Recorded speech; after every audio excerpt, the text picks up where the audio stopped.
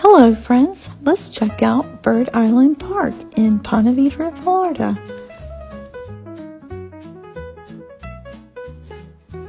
This beautiful park is conveniently located on A1A behind the Ponte Vedra Branch Library.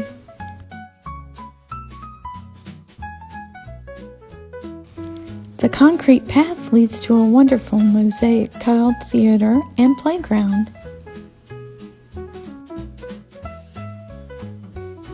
The boardwalk follows the pond where you can see some wildlife and the bird sanctuary.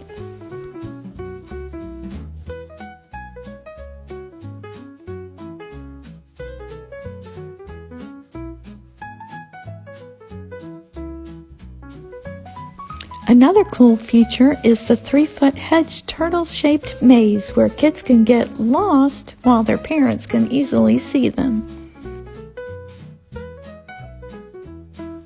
Now on to our next adventure.